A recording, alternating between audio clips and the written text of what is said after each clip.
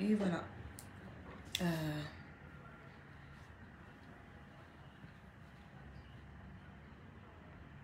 Voilà. Tac, on démarre. Alors, avec honorable député Cheikh Oumar Sy. Si on peut mettre aussi kii wu Cheikh Oumar Sy sur Facebook, qu'on puisse ñu épingler ko. Ak thème bi ñu mën ko épingler. Voilà. Comme d'habitude, hein, n'oubliez pas de vous abonner sur YouTube, La Nationale TV. C'est un c'est une xarit moo ko créé. Voilà. Mu nekk ubbi. Alors, dañuy continuer kon suñu débat rapidement. Hein, balaa 23h bëgg naa ñu pare. Si vous avez des questions, balancez-les tout de suite. Omar, tu me prends toutes les questions. ñu mën ko dugal parce que quand même xam nga ni dafa am koo xamante ne mu ngi tudd honorable député Cheikh Oumar Sy ancien député la vraiment te day demaat et j'espère que ñu bëri dinañ ko mën a soutenir parce que ñu lu ñu ñor wax naa leen ko mooy ñi nga xamante ne ñooy maanaam ñoo gëm seen bopp ndax mënoo gëm boo gëmul sa bopp doo gëm Sénégal bu nekkee yow leneen nga gëm mënoo bëgg Sénégal c'est pas possible te ñun Sénégal nañ am te xam ngeen lan moo gën a lu gën a incroyable mooy jeunesse bi ni ñu bëggee seen réew ni ñu bëggee Sénégal non mais c'est incroyable léegi li si des mooy naka le Sénégal mën a jëriñoo ci ñun la jeunesse parce que y a des gens yoo xam ne le Sénégal leur a tout donné côté professionnel lépp la le Sénégal jox te joxuñ tous Sénégal dara voilà joxuñ ko dara moo tax à un moment donné ñun ñoo war a xeexal suñu bopp bu la kenn wax ni xoolal sa diplôme soriwul maanaam voilà légitime on est tous légitimes pour aimer et se battre pour notre pays voilà mu ngi noonu loolu je pense que c'est très important di jaajëfal yéen ñëpp Aïcha Sow Poulo Jokko maa ne di jaajëfal bu baax a baax Souleymane merci vraiment yéen ñëpp ngeen partagé ko nag au maximum c'est très important pour que ñëpp mën see jot léegi nag vos questions j'attends vos questions honorable député si bu nekkee mu ngi fi alors dès qu'il est là honorable nga ma message bu nekkee yaa ngi fi ma mën la jël nga def ma demande rapidement on est 551 actuellement sur le live bi daal na gën a jax de mais xanaa gars yi moom koor gi la savoir comment on peut parler avec des choses qui nous arrangent pas j'ai pas compris je veux juste savoir comment peut-on parler avec des choses ben, on parle pas avec des choses j'ai pas compris ta question. Comment peut-on parler peut-être tu veux dire des choses qui nous arrangent pas ben je sais pas j'ai pas bien compris na leer voilà na waxtaan bi leer ñu mën la Ablaye Diop jaajëf na waxtaan bi leer rapidement mais honorable moom boo santul woon si man dama lay mais comme si la sant damay màggal dama koy bàyyi mu màggal sant bi alors honorable mais yow laay xaar yow yaa war a def demande voilà defal yow yaay def ndey ndak la mooy page bi dangay dem ci page xam nga dama bàlleen ma actuellement voilà on est 627 dafa am page mature la quoi mature la moo tax dafa am page am kii Facebook kii bi léegi yow yaay dugg ci page ndey ndak Touré bi waaw non pas 67 000 abonnés bi am 400 et quelques abonnés bi 400 000 et quelques bi la boobu mooy page bi waaw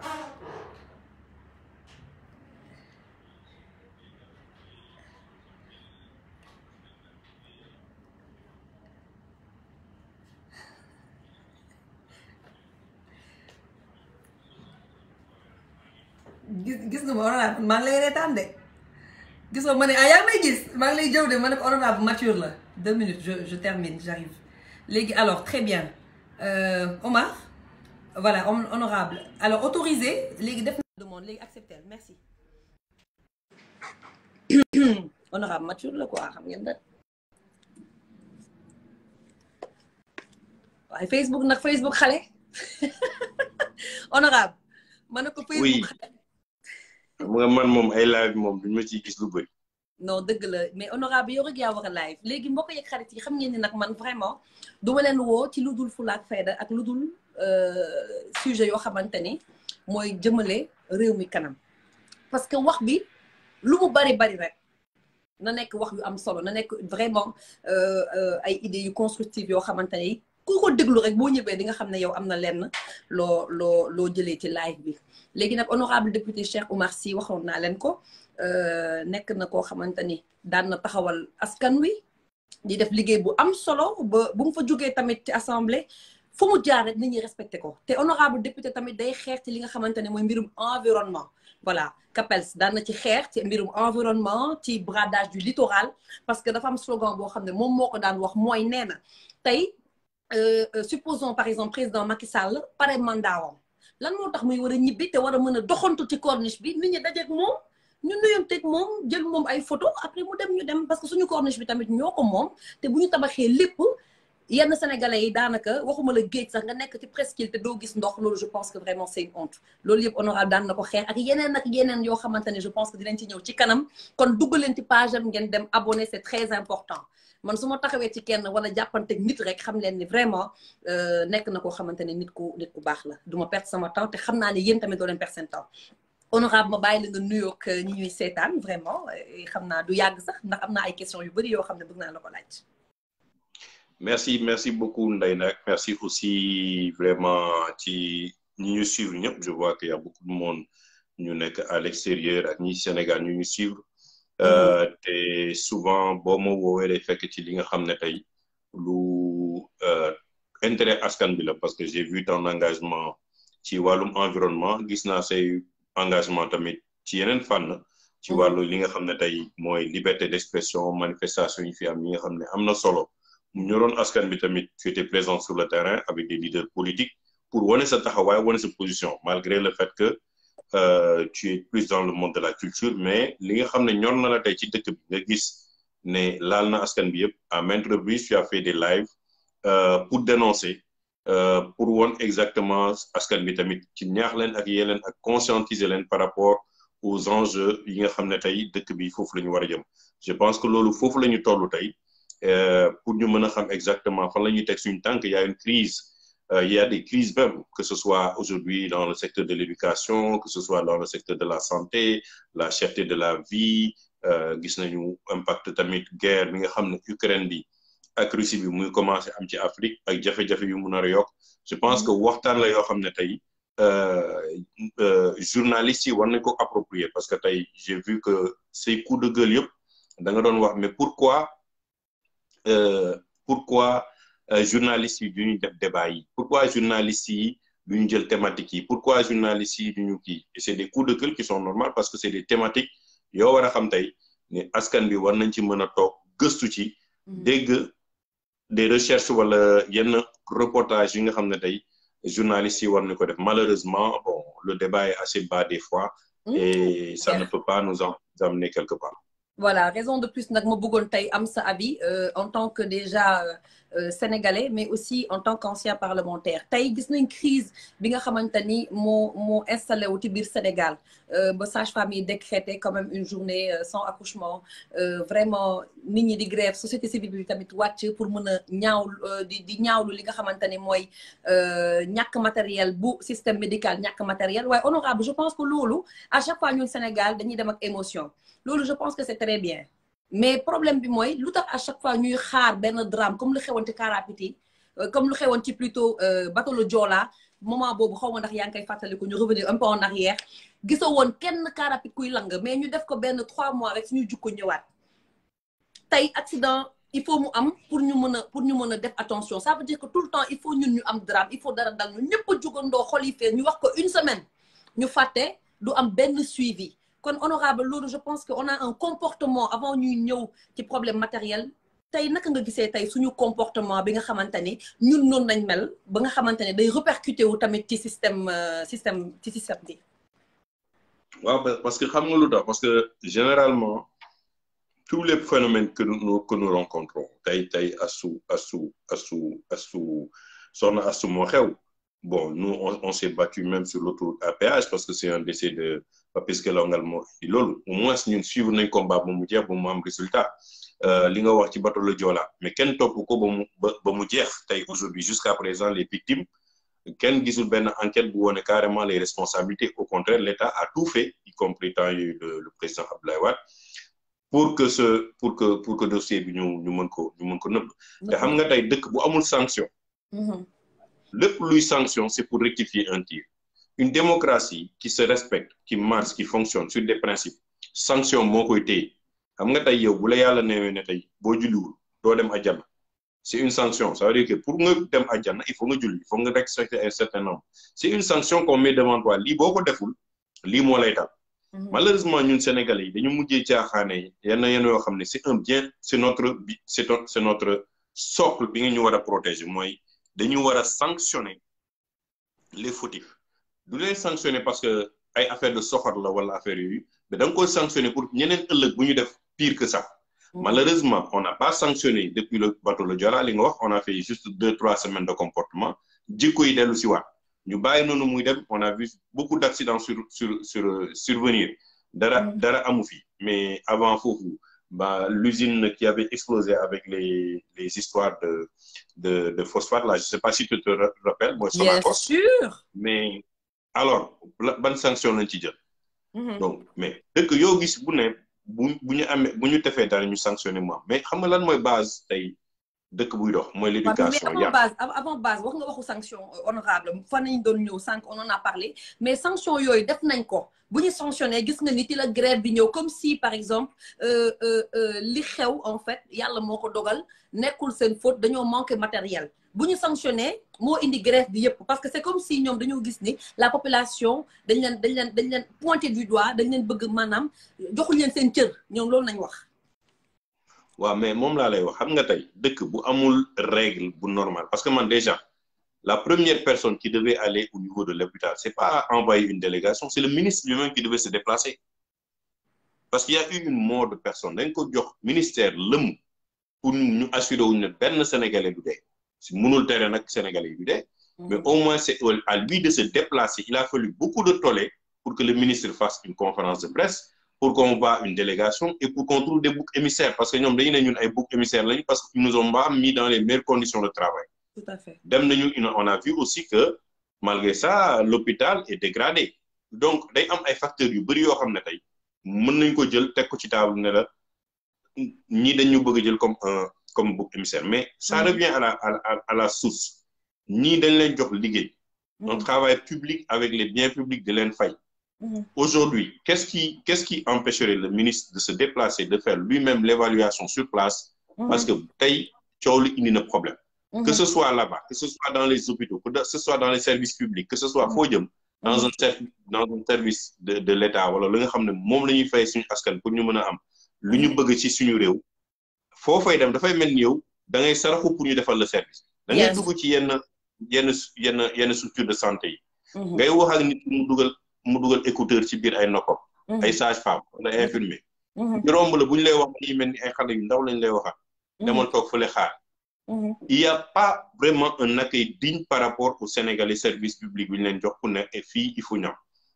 Et chaque fois tu as mis en avant qu'on a assez de structures on a mis non les structures c'est bon mais c'est des hommes qui gèrent les structures. C'est les hommes qui doivent accueillir les gens dans les meilleures conditions possibles. Parce que neexul kenn du Ndeye Ndack du Cheikh Oumar Sy du keneen mais neexul kenn nga ñëw di jóg guddi wala di jóg di dem hôpital. C'est pas sa coobare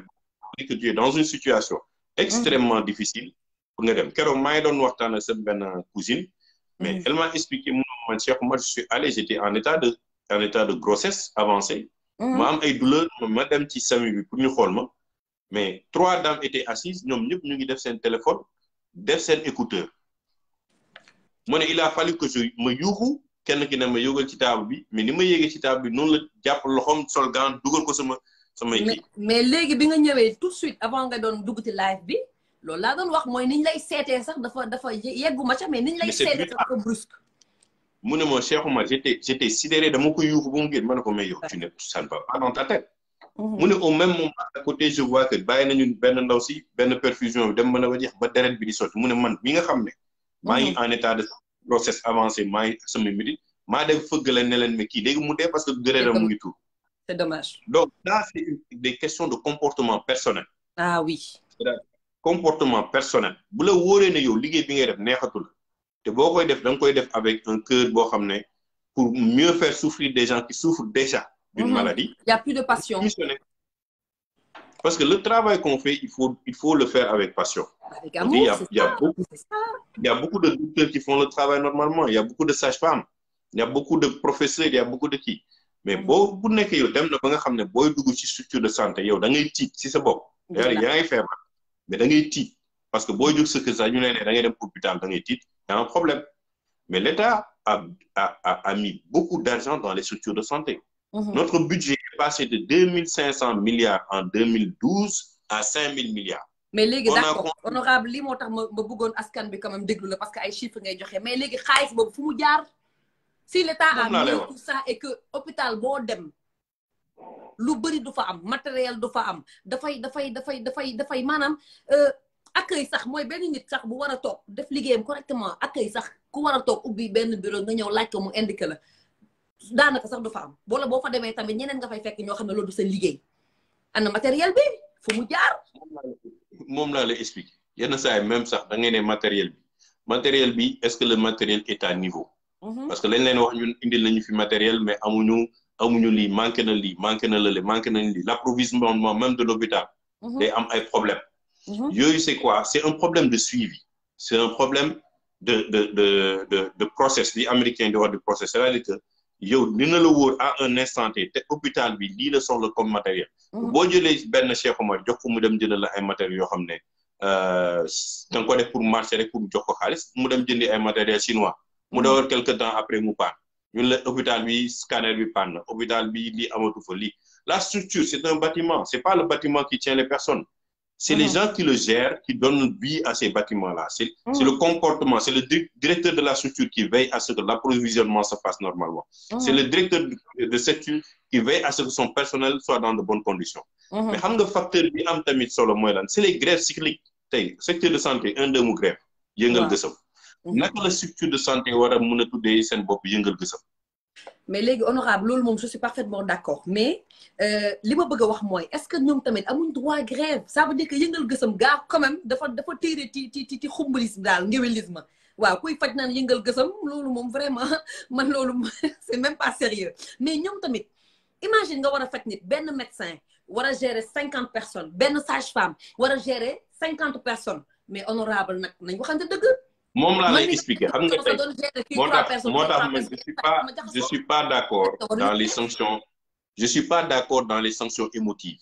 nous les Sénégalais on est très émotifs moo tax suñu combat du yàgg dañuy dugg ci benn mbir rek ñu émotif ñun ñëpp ñu dem def manifestation yëkkati pancarte gis suñu bopp wëy yuuxu nañu kontaan nañu génn nañu télé def nañu 2 émissions 3 pare nañ ci beex jeex na y a pas de moi je suis pas dans une sanction émotive c'est un cas sérieux est-ce que les personnes qui sont des sages-femmes, des docteurs sont dans de très bonnes conditions pour faire le travail? Non. Est-ce que le matériel nécessaire est là-bas pour nous jàppale ko? C'est vrai. Le comportement de la sage-femme, avec le personnel, en charge. Mais ça, c'est une évaluation globale de la situation. On n'a pas besoin de bouc émissaire. On a besoin de comprendre exactement qu'est-ce qui s'est passé pour que les sanctions soient à la hauteur de ce qui s'est passé. Parce que ay nit tamit dañuy jógee seen kër ñu nekk ay sage-femme nekk ay médecins bëgg dem def seen liggéey nu mu ko waree mais au final tu te retrouves dans des conditions de travail boo xam ne pour nga am benn pousse sax wala benn seringue pour nga mën a def sa liggéey normal da ngay daw ba sonn. dëgg la donc je pas xam nga loolu laay wax sénégalais yi dans toute chose on est émotif. lu ne tëll rek on est prêt pour faire beaucoup de bruit. bu affaire ba jeexee ñu ko demaat ci le lendemain ci affaire tout à fait indignation mënul ñàkk xam nga tey dara bu amee indignation population bi ñëppay jug naqarlu li nga xamante ne vraiment soxna si dund na ko surtout jëkkëram wax ñu ne grossesse avancée na ma ne leen man ci sama xalaat bu gàtt waxuma ci sax publiquement mais dama ne même bu nekkee grossesse à risque la raison de plus pour téye ko gérer ko ne serait-ce que dëfal jëkkëram wala dëfal yaayam wala moom dëfal ko léegi nag bu nekkee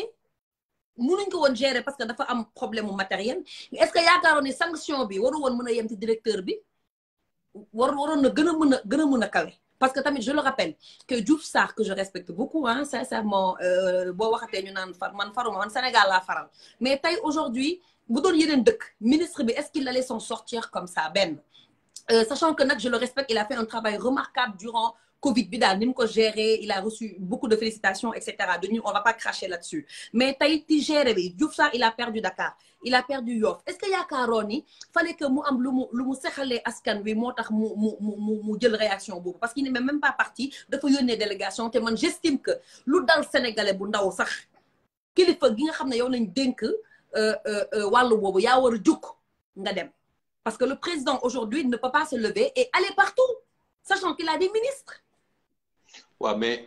Ndak, la première erreur, c'est quoi chez nous les Sénégalais, surtout à cette époque-là avec le régime de Macky Sall, c'est d'avoir tout politisé. Diouf Sarr, on lui a donné un ministère pour qu'il travaille. Waru woon sax ay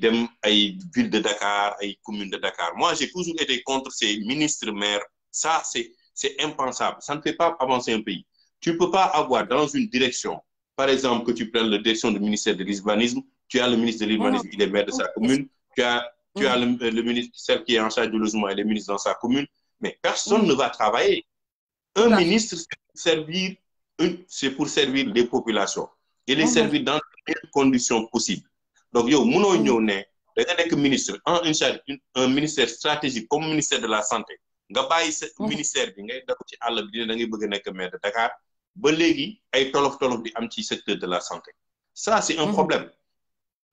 Aujourd'hui, tu ne peux pas aujourd'hui avoir des ministres qui ont des charges pour mener avancer leur dëkk bi. Nga gis des directions, le directeur dem di wuti mairie commune, le ministre dem weti di wuti mairie commune, mais on n'a plus d'État. C'est-à-dire que le président doit être conscient que la politique dafa am ñu ko wara def. Les ministères, ils sont là pour tout le peuple sénégalais. Aujourd'hui, normalement, dans un État normal, le ministre démissionne ba paré baye dem yoonam. Parce que lolu moy norme. On te donne un ministère pour sauver des vies. Bo démé ba constater qu'il y a des failles, da nga wara né man dem na ba fi mëna yam té li c'est extrêmement grave. Je démissionne parce que je pense que j'ai une vie c'est une vie quand même, c'est pas Sénégalais yow lolu je pense que ce sera vraiment dans Deuxièmement waaw. Moi, nous, on n'a pas de prise en charge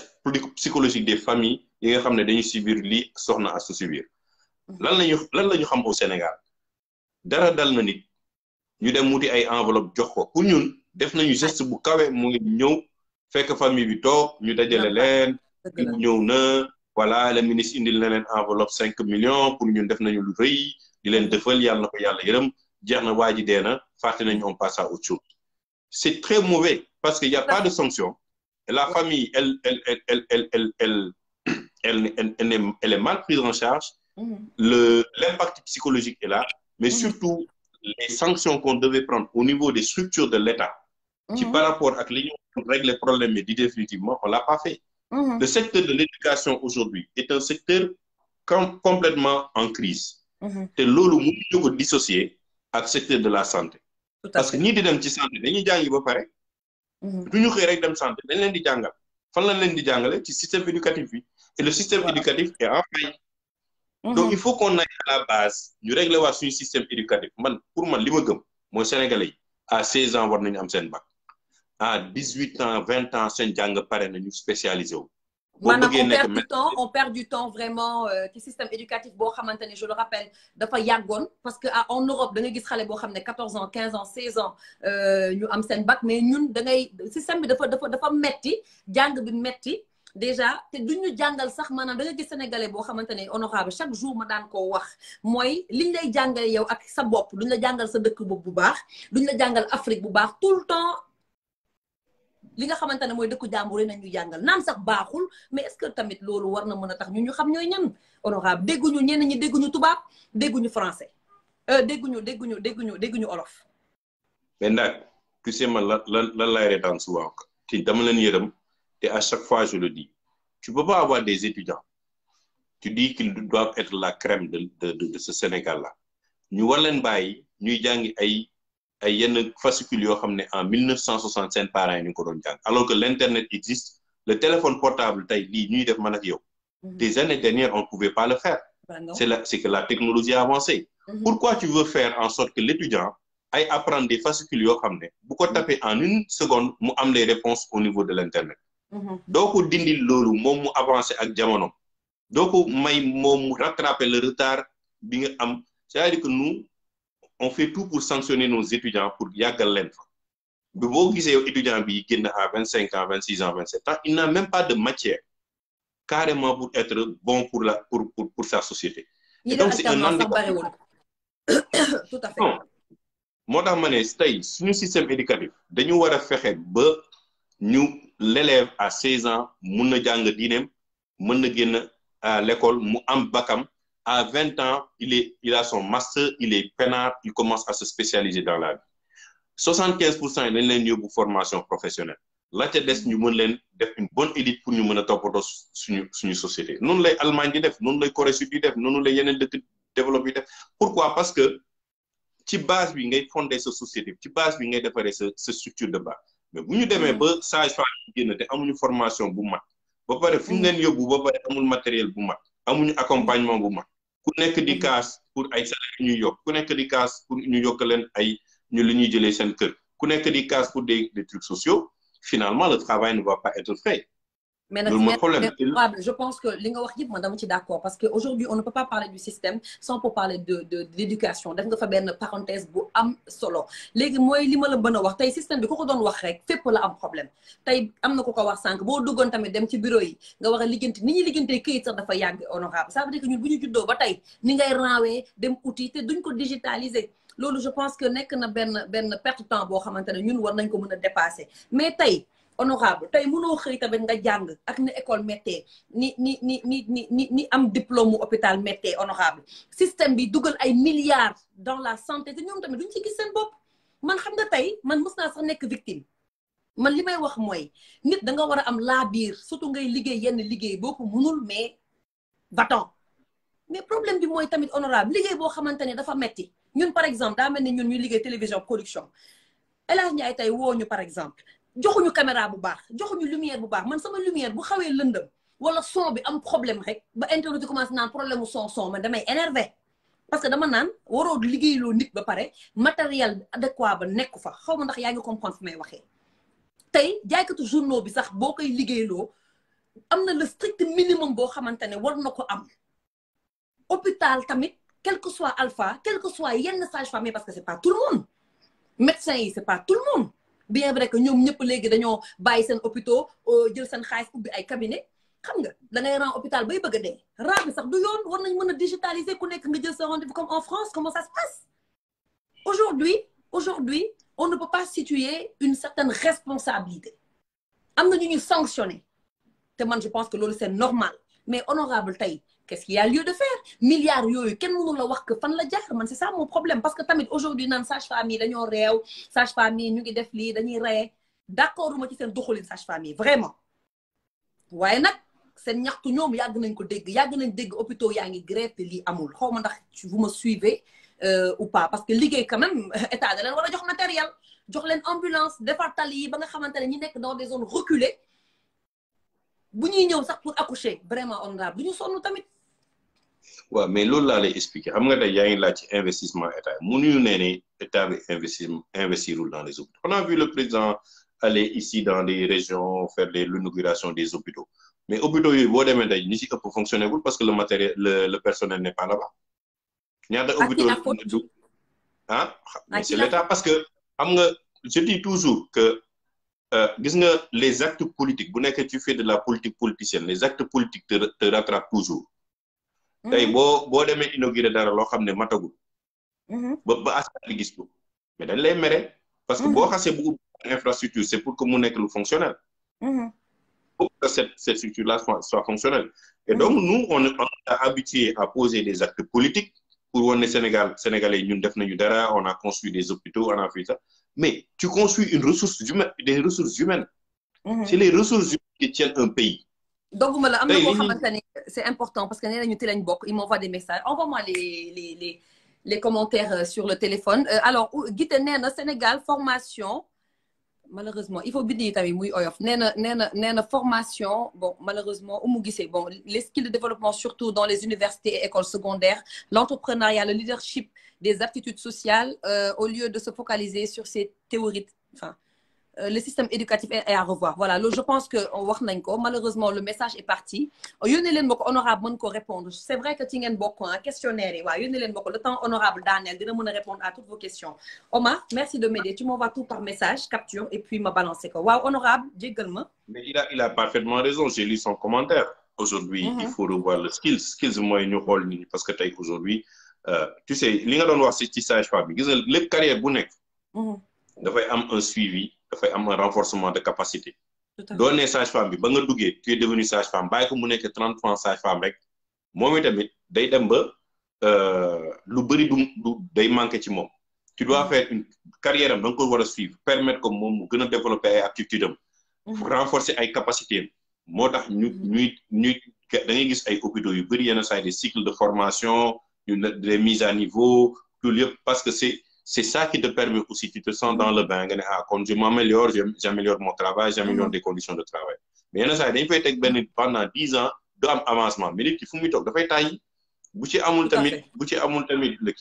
Les besoins nécessaires. Parce que nit tamit bo duggé ci liggéey, c'est pour nga am loy jëndé kër, lo dundalé sa bop, lo soutenir sa famille, c'est pour construire. C'est ça en fait le travail. C'est pour un bien-être social. Mais aujourd'hui, regarde toutes les revendications tournent autour de quoi. La plupart, ce sont des revendications de tourner de l'année, de nous avoir un logement. Mais aujourd'hui, nous, au Sénégal, il faut que nous éducation, santé, là, nous devons avoir un logement. Nous devons spéculation foncière. Parce que si nous devons spéculation foncière, nous devons une augmentation de salaire. kon honorable balaa may ñëw ci Oumou Guissé da nga wax lu am solo mooy je pense que les internautes si vous êtes d'accord wala ou pas maa ngi leen di déglu loo leen bind tamit dinaa ko jàllale honorable mooy tey da nga bëgg a wax que problème bi ñëpp di coow ku nekk am maanaam lal bëgg la part du gâteau mooy dafa am fu mu commencé mooy ti mbirum foncier bi nit ñi dégg milliards yi dégg foncier yi ku nekk booy liggéey dignement yaakaar nga ne yow tekk woo sa dëkk parce que gisoo ci sa bopp loolu nga bëgg a wax mais ndax le professeur, avec le maître d'école, avec la sage-femme, le médecin qui travaille dans le public, ils n'ont pas le salaire d'un ministre, ils n'ont pas le salaire de certaines personnes pour se permettre de s'acheter certains terrains.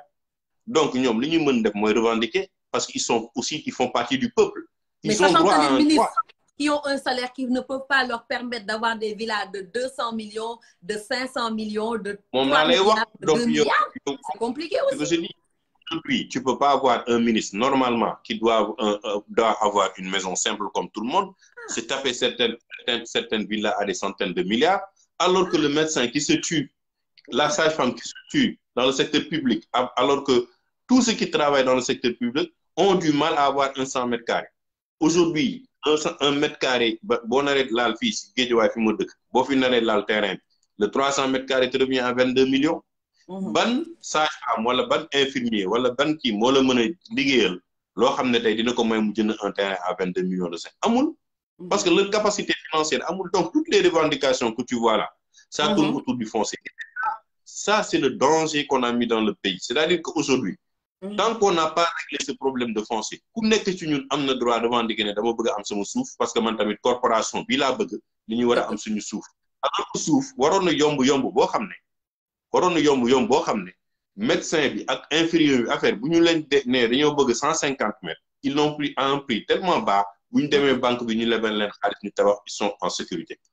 Mais ñoom ñu xool seen bopp def carrière ñu yore ay famille mun ñu am fu ñu leen di dugal à un moment tamit dañuy fippu dañuy ne mais écoutez il me faut une maison il me faut ji dégg naa ministre bi may nañ ko 1000 mètres carrés dégg naa xaritu président may nañ ko 2000 mètres carrés dégg naa les conseillers de Golf Sud may na leen ku nekk 300 mètres carrés sur le littoral. Mais man tamit nga xam ne maa ngi xëy di sonn. du ma nangu man may rey sama bopp. ma nekk dans le public. Et que je n'ai pas. Donc tey moo tax man depuis le début j'ai dit nee naa leen DGID direction générale des impôts et domaines tant que tasuñu ko day tas dëkk bi parce que ça touche tous les secteurs de notre vie. Tous les secteurs de notre vie sont touchés par le foncier. Maintenant, si je comprends bien, je pense que ce débat, on a commencé avec la crise des sages-femmes, mais on a éducation, on a problème foncier. Ça veut dire que, si je le comprendrais, ñun santé nañ gis mais le problème est beaucoup plus large que ça. Il y a des non-dits dans ce dossier-là. Et il y a aussi ben commentaire bu ma bëgg a jël mooy Oumou Guissé nee na l'empathie et la bienveillance ne dépendent pas des moyens ou conditions de travail tamit nee na mais il est où le temps il est temps qu'on se batte plutôt pour plus de moyens et d'appareils, etc. Voilà moom nee na empathie nag même buñ ko amul aajoowul daal condition de travail tamit voilà yow lan nga mën a tontu Oumou.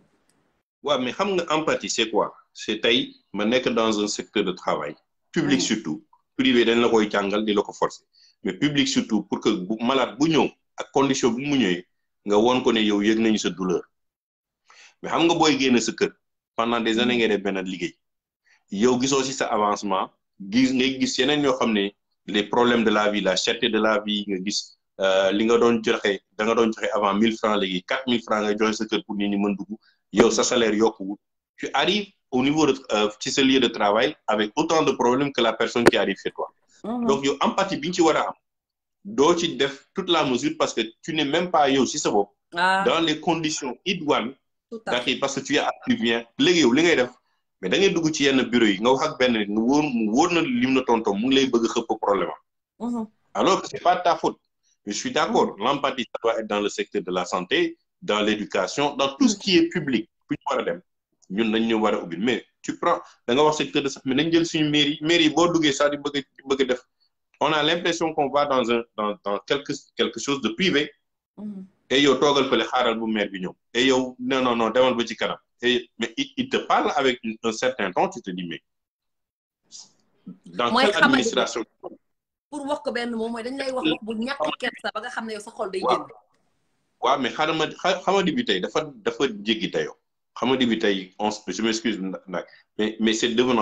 devenu tellement énervant à la limite tu vois sur les réseaux sociaux les gens s'insulter tu vois ñuy waxante lu ñaaw c'est-à-dire que on est devenu dans une société où peut-être les gens se disent wax lu ñaaw def lu ñaaw xaaw yi sutura c'est-à-dire que c'est devenu à la mode c'est kenn day wax lu bon nga gis 1000 mu gis ne gars yi defal nañ ko 1000 vues wala 10 000 vues 100 000 commentaires et il se sent très très à l'aise comme s'il avait quelque chose de bien alors que c'est mal c'est pas bon pour la société sinon ñun nekkatuñu société du ñu ay bàyyi ay nit lañu dañu bokk ci société am ay normes bëgg yar suñu doom ne ay jullit lañu dafa am lu ñu fonk lu ñu bëgg mais dans ça aussi l'État a tellement de responsabilité honorable tey lan moo nekk solution parce que tamit c'est vrai que y a beaucoup de problèmes mais il faut vraiment ak li ñu fi wax yëpp ñu trouver des solutions ci commentaire yi tamit Omar tu m'envoies les solutions lan nañ war a def et qu'est-ce qu'on doit faire en fait naka la population bi tamit war a booloo parce que même pour def ay sitting pour def ay wàcc ñu ñaxtu il y a des groupes séparés comme ku nekk da nga bëgg a wane maa ngi fi lu tax société civile bi tamit benn instant honorable pour benn xeex boo xam ne ñu ñëpp a ko bokk du ñu booloo du ñu mànkoo ñu ut solution parce que lii ñaaw na ba pare waaye buñ ko bàyyee nii mu gën a ñaaw qu'est-ce qu'il faut faire dans ce cas de figure on a sanctionné tout le monde s'est révolté ba fan nga yaakaar ni le problème bi nar a dem ak lan mooy solution bi tey waaw xam nga solution doo xëy rek c'est pas un bâton magique qui va régler tout mais il y a toujours un départ tu vois par exemple on aime beaucoup donner l'exemple du Rwanda bi nga xam ne dem na guerre ba am résultat yu mu am tey nit ñi yaru il faut ramener les pendules à l'heure il faut repartir à zéro am na fu muy toll da ngay def perte et profit da ngay ne comme fii la génération bi toll on va aller vers des réformes structurelles à la base on va recommencer à zéro notre système éducatif qui n'est plus bon aujourd'hui la France ne peut pas être notre référence seulement en système éducatif dañu war a seetaat suñu système éducatif xoolaat suñu priorité et on va créer toute une nouvelle génération dans les 15 prochaines années buy ñëw à 16 ans dans 20 ans c'est-à-dire que à partir de l'instant T on se détermine que génération bii di ñëw dañ leen di formater ba ñu mel nii parce que génération bi de toute façon comme egg nañu degré de bi nga xam ne tey ça ne colle plus par rapport ak suñuy besoin suñuy réalité li ñu bëgg a def il faut créer toute une nouvelle génération pour ñu mën a jël en charge une nouvelle société qui s'entend autour de notre priorité li tax ma koy wax parce que nous on entre dans une période très décisive de notre vie de notre vie économique le Sénégal a du pétrole le Sénégal a du gaz on est à 1 an de l'exploitation du pétrole et du gaz, ça veut dire qu'il y aura énormément de ressources qui vont entrer dans ce pays. Si notre jeunesse, si ces gens qui sont là et des leaders politiques ne sont pas capables aujourd'hui de réfléchir comment gérer de manière intelligente nos ressources-là, ça veut dire que ces ressources-là vont nous échapper. Mais est-ce que ça les arrange, honorable, est-ce que ça les arrange aujourd'hui, certaines personnes, bien sûr, mais est-ce que ça les arrange que Sénégalais yeewu? Est-ce que ça les arrange? Parce que nous, xam nañ ni ñun peuple lañ boo xamante ne ñun wax rek nañuy def. Wax rek du ñu dem jamais vers l'essentiel, du ñu dem jamais vers jusqu'au bout. Boo demee sax ñu ne non diw dafa bëri wax wala boo waxee critique rek ñu ne dafa bañ diw. Bañal amu fi mais tey li nga wax dafa am importance système éducatif bi est-ce que yaakaaroon ne war nañ jël des élites des jeunes yoo xam ne dañ leen di jàppale dugal leen fenn fayal leen ngir ñu mën leen préparer à être des ingénieurs loolu nga bëgg a wax wala. Non mais xam nga loolu c'est une partie dama ne man je parle du système éducatif de manière générale tu refondes tout. Tout. Si tu crées non tu refondes tout parce que aujourd'hui tu vois le système français il dégrade tout le temps au niveau national. Au niveau international. Les universités françaises vont de plus en plus vers le bas. Oui. Quand tu veux être parmi les meilleurs, tu cherches les meilleurs et tu vas t'accrocher à ces meilleurs-là. Aujourd'hui, man du ma taal télé suma kër parce que xam naa ne débat yi may gis ci télé bi ak li may gis ci Ramadan bi gis ci ñu ciy waxtaan amuluma benn njëriñ amuluma benn avancement. jël nañu diine bi di ko caaxaane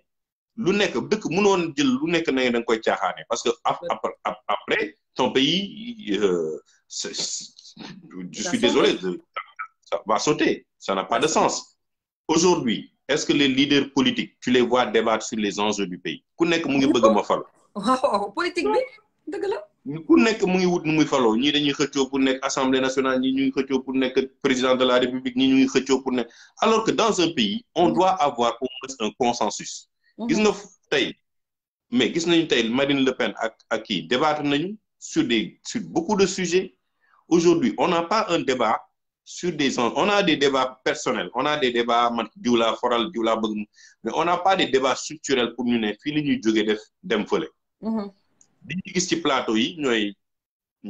des gens qui nga xam ne c'est tout le temps on ne s'entend même pas sur les plateaux, les gens s'insultent presque quand ils prennent la parole. Parce que ku nekk gëm ne li ngay wax yow moo ëpp doole wala moo war a gën a bëri buzz que Ndeye Ndack lu muy wax wala Cheikh Oumar lu muy wax. Alors qu'on doit dañu waree waxee xel waruñu waxee xol Sénégal nekkatul dëkk bu caaxaane Mali daanu na pour qu'on rebâtisse le Mali c'est complètement compliqué le Niger est dans une situation très difficile ñu wax mu neex mu naqadiñu Guinée-Bissau la même chose Guinée-Conakry la même chose ils sont dans des situations difficiles donc ñun bu ñu yàlla mayee ñu am une certaine stabilité on doit avoir l'intelligence de se mettre autour d'une table pour nous voici les consensus forts sur le pays, sur l'éducation, sur le système démocratique, sur les élections. Aujourd'hui, c'est même pas compréhensible. Nga jël benn carte d'identité, nga produire ko, ñu ne la nga dem joxe sa carte d'identité, nga ñëw jël si ko ñu bind si ginnaaw ne yow mënoo voter. Tu as 18 ans, tu es éligible et tout ça. Ñu ne la léegi il faut qu'une commission permanente ñëw pour ñu mën la dexe. Et ça n'a pas de sens. À 18 ans déjà, on doit donner les gens la possibilité. Faut mënta dem imprimer sa carte d'identité nit ki mën nga voter fu la neex defal la ne yow am mais c'est des choses c'est-à-dire qu'on met des contraintes au niveau du citoyen yu koy perteloo ay temps xaaral bu commission bi ñëwaat nga mën a ñu defaat ñu imprimer la mais sa xaalis yow Ndeye Ndack ak sama xaalis dañ koy imprimer donc il y a beaucoup de problèmes structurels yoo xam ne war nañu discuter ba trouver un consensus de 60-70%. la ci des ku nekk mën a xëccoo réew mais da nga koy xëccoo ci base yóbbu ko kanam pour qu'on soit parmi les meilleures élites en Afrique. Et aujourd'hui, le football nous a montré que c'est très possible que le Sénégal aille de l'avant. Sadio Mané aujourd'hui est devenu un ambassadeur international de la vitrine du Sénégal dans le monde. Képp ku xamul woon Sénégal pendant la Coupe d'Afrique, tu as tapé le nom du Sénégal pour xam fan le Sénégal nekk. Ñu ngi dem Coupe du Monde. C'est du marketing territorial. Tu vends ton pays. Mais booy jaay sa dëkk kii wàcc dëkk ñëw feebar. Ñu yóbbu ko hôpital mu gis condition mu ne mais ce pays ça va pas. Y a pas de priorité c'est une question de priorité dëgg la. man mii lay wax dal na ma j'étais encore jeune ba ma amee méningite. day dem Fann sama yaay yanuma di ma yóbbu ak sama papa di daw. yaakaar ne damay dee. on est ma fekk fa pour te dire que ça fait ce dont je parle ça fait 30 ans. Ils étaient en grève. Mais xam nga lan moo ma sauvé. Le docteur Bernard Diop bi nga xam ne tey sama papa moom moo ko doon logé la sama yaay xàmmee kooku daw jël si ma ñu dagg seen grève ñu toppatoo ma ba sauvé ma sinon à l'heure actuelle du ma toog du wax ak yow. bu sama yaay xamul woon docteur Bernard Diop ak sama papa mooy man dee na. Donc ça veut dire dans quel pays où il faut connaître quelqu'un pour qu'on puisse sauver une. si fii foog nga am yumpaañ ak tantay bàjjen fépp pour nga mën a génn si. Donc loolu la te gis nga la crise ukrainienne et la crise avec la Russie est en train de redéfinir encore le monde tey gis nañu ñu bëri xamuñu woon ne blé Ukraine moo ko doon joxe tey ñu koy kaasi ne blé bi day yokk carburant bi dina yokk les impacts économiques au niveau du monde et de l'Europe se feront sentir mais yooyu la ñu war a réfléchir commencer préparer suñu jeunesse bi pour demain naka la ñuy jëlaatee. loolu ci parenthèse boobu noonu léegi avant may ñëw ci parenthèse boobu noonu Ali Fall parce que dama leen ci bëgg a dugal ñi participer nee na première solution service militaire nee na obligatoire yow honorable non defal ma benn résumé ci service militaire est-ce que vous êtes pour ou contre service militaire ngir yar bi parce que ñun tamit suñu yar tamit président bu ñëw dina sonn ak ñun sénégalais loolu moom moi je vous le dis man population bi yéen laa fa waaye pour président bu ñëw dina sonn dama ko yërëm. non xam nga tey ku fi falu ba ajak-jak bu nekkee nii lañ def il ne va rien régler parce que nit ñi teg nañu ne dañoo jaawale liberté ak anarchie c'est-à-dire ku lu nekk lu la waay neex wax kooku bu amee ci dëkk mooy dëkk bu du avancé le service militaire je suis d'accord ba président de la République di lancer fii son programme pour parler des 350 ou 450 milliards pour la jeunesse et dama ne la ñuy jël une partie boo demee ndaak ba dem ba def sa ba nga nekk lycée yenn saa yi di nga am ay notes yu baaxul. waaw mais dañuy nee ne kii nañ ko dugal pendant 3 mois au niveau des services militaires li mu waroon dem bu demee foofu mën na am benn pécule. ñu toppatoo ko jàngal ko métier foofu pendant ces 3 mois là en même temps dinañ la jox benn pécule. tu sors on te donne une note mu remplacer sa note bu bonne boobu. ça veut dire que tu as gagné en expérience. tu as eu un peu de pécule. mais aussi on t'a formé pour avoir une discipline. xaalis boobu boo ko naree def sur un X de nombre de personnes d'étudiants wala d'élèves après ñoom da ngay am benn graine bu baax parce que day fekk ñoom formaté nañ leen xam nañu discipline yu dëkk bëgg nañu seen dëkk ils sont devenus encore plus patriotes parce que ils sont passés par des mains experts won leen pendant 3 mois yi dañu bëgg 1 mois yi ngeen bay 1 mois yi ngeen def lii 1 mois formation professionnelle boo leen génnee dinañ leen jox 15 de moyenne wala 17 de moyenne wala kii moyenne boobu nga dellu ci mun nga nekk nga valoriser ko ci sa étude nga bañ a tardé mais ça renforce donc l'éducation civique passe nécessairement par l'armée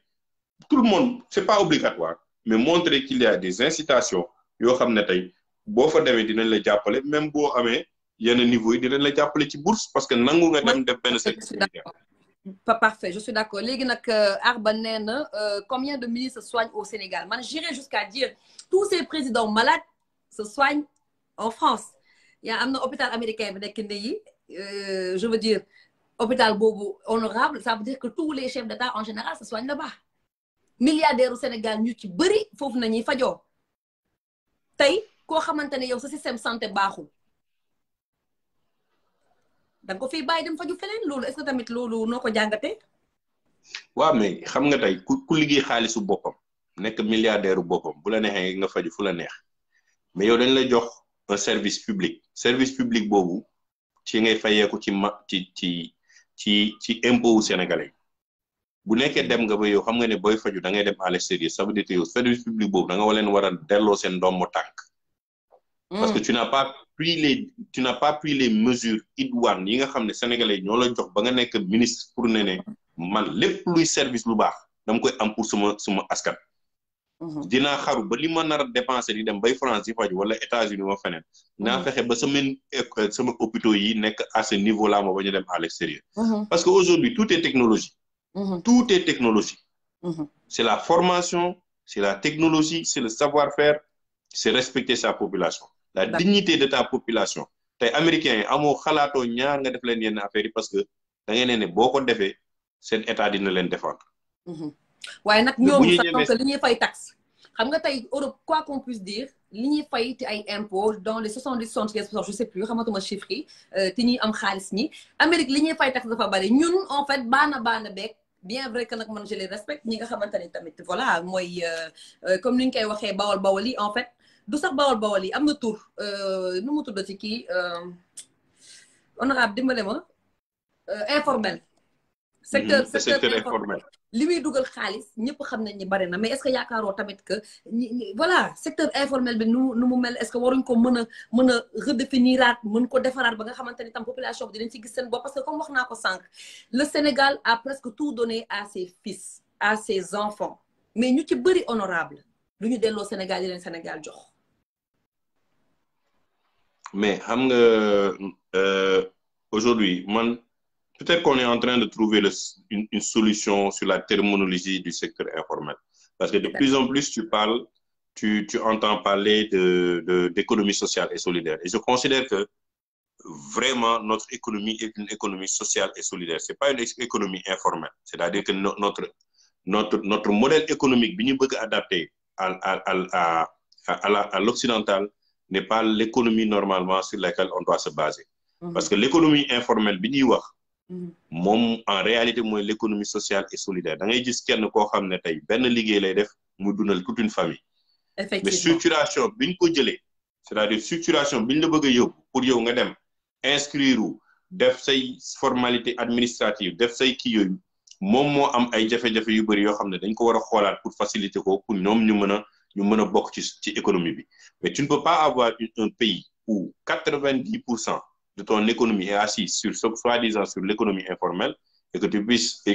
aller de l'avant, c'est pas possible. Tout à fait. C'est-à-dire que tu dois réfléchir sur les mécanismes. Képp ku nekk dans dootoo ko tuddee sur l'économie informelle, tu vas dire que c'est une économie sociale et solidaire. Mais parce que dañoo jàpp ni ñooñu en fait que jàng ci fekk kenn dàqu leen liggéey ñooy njëkk a jug ñooy njëkk a xëy xam nga ci dara ñoo yor njaboot gi wax nga ko sànq mais maanaam population bu ndaw bi nga xamante ne xaw ma bugguma wax ay 5% mais maanaam on va se comprendre ñi tuuti ñi mooy les intellectuels yi nga xam ne ñooy fay ñoom nañ xam ñoom nañ loi bi ñoom lay wax et cetera ñoom ils se comprennent mieux entre eux est-ce que yaakaaroo ni lépp loo xamante ne système bi def na ko rek ñoom la ko defal bàyyi ñi nga xamante ne ñoom nañ jàpp ni daanaka ñu ngi ci nekk ci secteur informel. Il y a une erreur que tout le monde fait et même l'État le fait souvent secteur informel bi jàng nañ de jànguñu de jànguñu de. C'est des gens qui sont issus des daara. Bien sûr, dañoo jàng. Oui. C'est ce que je disais tout à l'heure quand les gens me parlaient d'entrepreneuriat. Man leen ñun dañuy def école di jàng.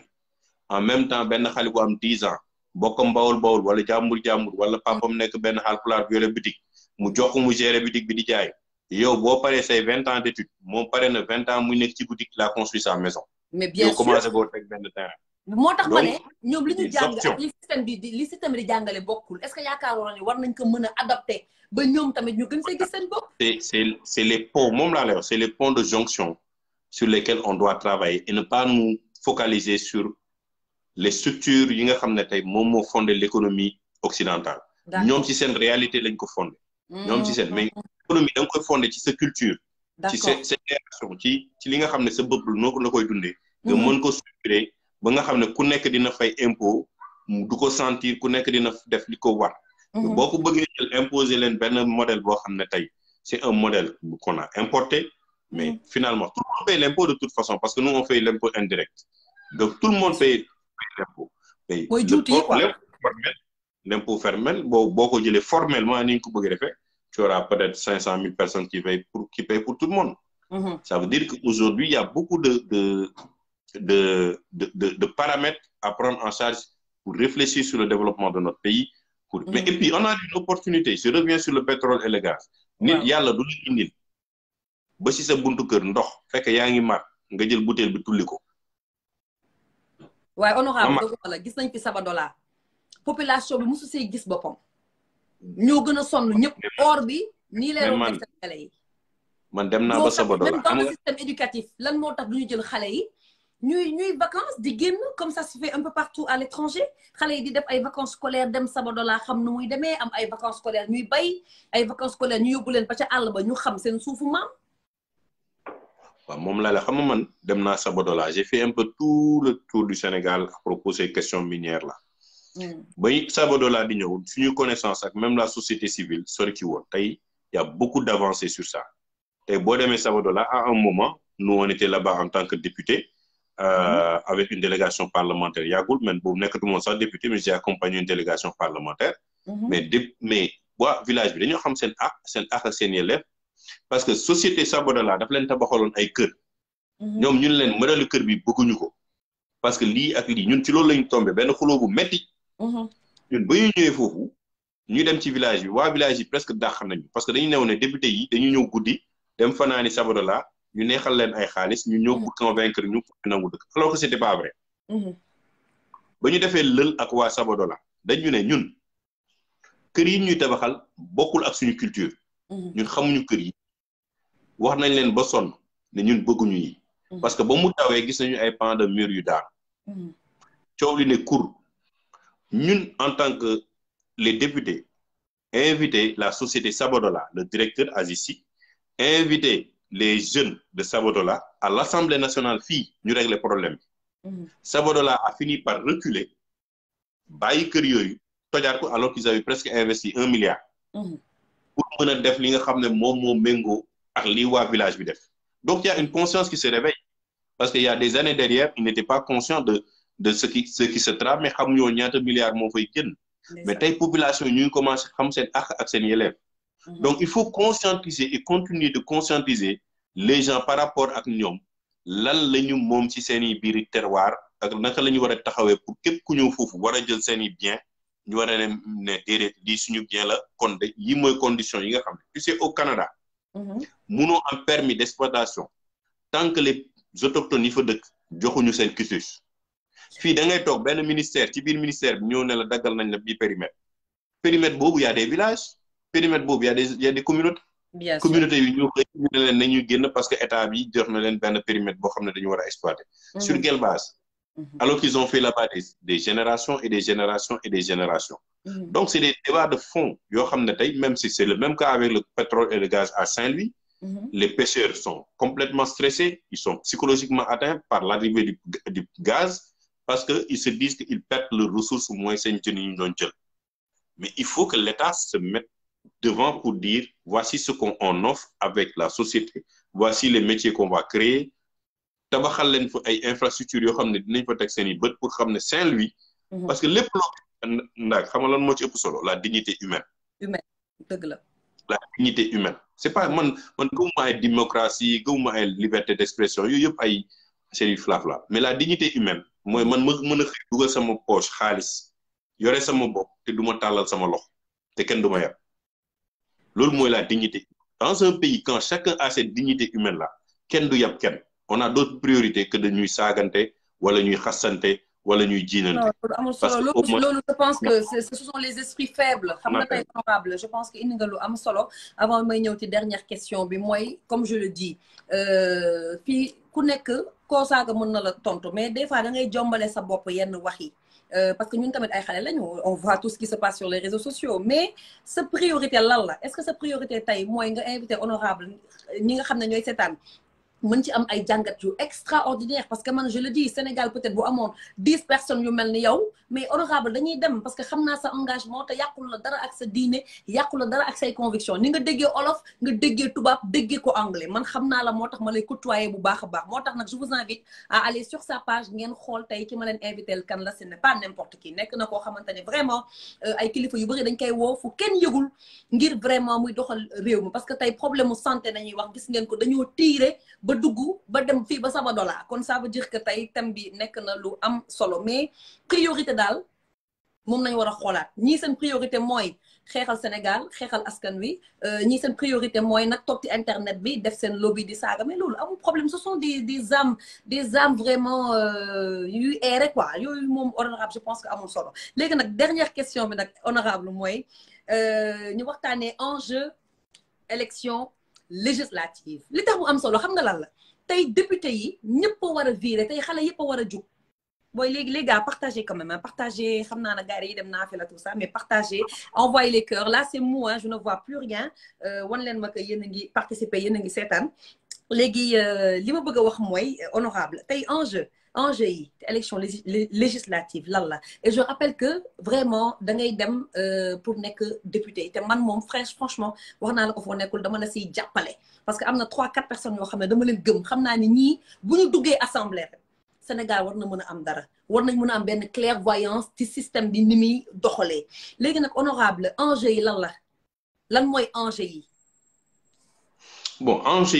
les enjeux pour les élections législatives sont très importants parce que dafa nekk à 1 an presque et demi des élections présidentielles. Donc, dañu mën a xam aujourd'hui naka la ñu mën a fexe ba tey am une assemblée nationale boo xam ne taxaw na am na ay leaders, que ce soit des leaders politiques, que ce soit des leaders de la société civile, que ce soit des opérateurs yu am maanaa yu am fulla ak fayda pour mën a contenir li nga xam ne tey mooy ñuy 2024. Est-ce que le président Macky Sall va faire un 3e mandat ou non? C'est les enjeux des élections législatives. loo ci xalaat ci affaire au 3e mandat? Non, ma position sur le 3e mandat, ma position sur le 3e mandat a été toujours claire. Dama ne man je suis pas pour le 3e mandat. Le président de la République def na 2 mandats, il y a eu des erreurs, il y a eu des hauts et bas, mais il n'a qu'à tirer le vent et dire que man yàlla may na ma teraanga ma nekk président du Sénégal. Def naa fi ay infrastructure nangu nañ ko wala nanguñu ko, terre bi teg nañ ko seen bët, Diamniadio teg nañ ko seen bët, ay Prodac ay tali d'accord nañu monsieur le président, sant nañ la, indil nga ñu coupe d'Afrique, yóbbu nga ñu coupe du monde, alhamdulillahi rabbil alamin. Joxal ak quelqu'un d'autre lenge yi mu continuer liggéey dëkk bi. Loolu et puis jàmm ne ñooy ñu gis ko moom ak jabaram ñuy jox ci ko ni monsieur le président ça va oui ça va dem sa yoon jàmm am ne ñooy gars yi xam na ne au moins on a un président qui est resté dans le pays. Man loolu laay kii. Maintenant ba ñuy dem 2012 ba 2017 ba ñuy génn dañu ne ñun on a été la pire des législatures. Aujourd'hui lan la ñuy wax ci législature bi passé, c'est la catastrophe. Loolu la ñuy wax man waxuma ko, c'est les gens qui disent que c'est de la catastrophe. Pourquoi? C'est de la catastrophe parce que et pourtant tu as de grands leaders politiques qui sont là-bas. ñaata législature bi mooy ñaata 13e législature ou pas? Bii mooy 13e, on va vers la 13 bii mooy 13e législature, bii di ñëw mooy 14e. Non, la 13e bi moom man je le confirme, c'est une grosse catastrophe. Et pourtant il y a eu quand même des députés très pertinents, mais la majeure partie ont fait preuve de bassesse. Le niveau était trop bas. Loolu moom am naa sañ-sañu wax ko. Partagez s'il vous plaît xam nga lu tax député bi ngay tudd nga ne elle est très pertinente parce que kooku jël na temps jàng jël na temps xool enjeu yi ba mu génne école dem na def ay tournée ànd ci biir ay nit jàng xam ubbi boppam.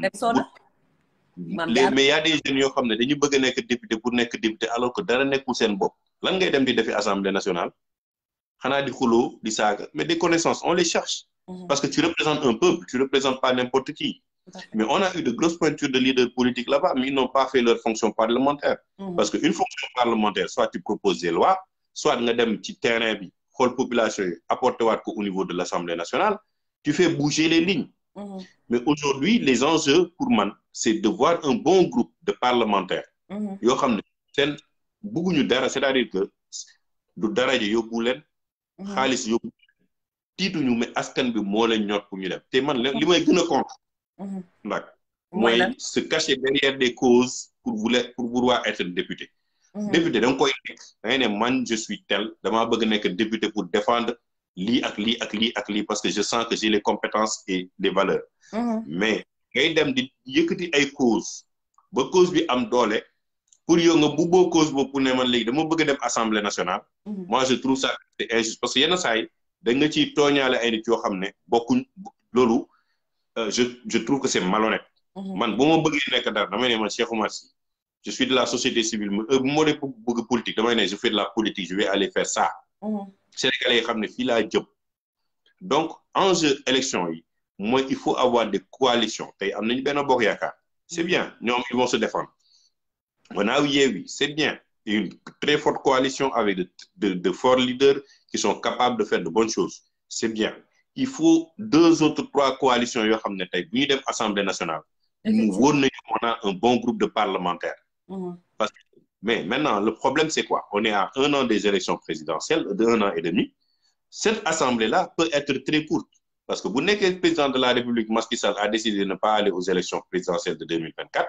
Forcément qui di ko remplacer il aura une nouvelle législature pour mu am moom majorité boppam à moins que mu nekk quelqu'un qui soit de la paire qui gagne et j'en doute fort je sais pas si c'est mais bu nekkee Macky Sall demul assemblée bi 1 an et demi lay am après ñu newaat wala 2 ans maximum ñu newaat dañu dem élection parce que président bi dafa bëgg majorité. Donc on est dans une situation assez compliquée. Mais il faut faire de bons choix pour que ku jóg tey Sénégal ku jóg ne na mu bëgg a nekk député. xam nga lu ko waral honorable xam nga lu ko waral tey da ngay gis ñoo xamante ne honorable dañ leen ñëw fal leen ñuy taxaw assemblée ne ñoom duñu député askan wi député Macky Sall lañu wala ñu ne duñu député askan wi député kii maanaam wax keneen daal mais on n'est pas le député d'un président on est le député d'une nation d'un peuple. man xam na laa gëm. da nga gis député doguma la muy taxaw xam nga di wax yeneen wax yu ñaaw yoo xam ne sénégalais nag honorable xale yi dafatuñu xale yi dañuy toog xool xam ni ñii seen bopp nañuy représenté mais représenté wuñu Sénégal moo tax nag ñoom tamit dañuy naan écoute ban je vais me démerder góorgóorlu ndax ñii bu ñu fa mënee taxaw pour wax ay waxu picc man mun naa fa taxaw pour defar sama réew. waaw je suis d'accord mais xam nga lan man lan laa gëm. xam nga assemblée nationale c'est très bien parce que da lay former da lay permettre bu nekkee yow gëm nga sa fonction bi nga war a def. dina la permettre yow nga xam lan mooy administration ak lan mooy xam gestion de l'État. dama gëm ne jeunes yi à partir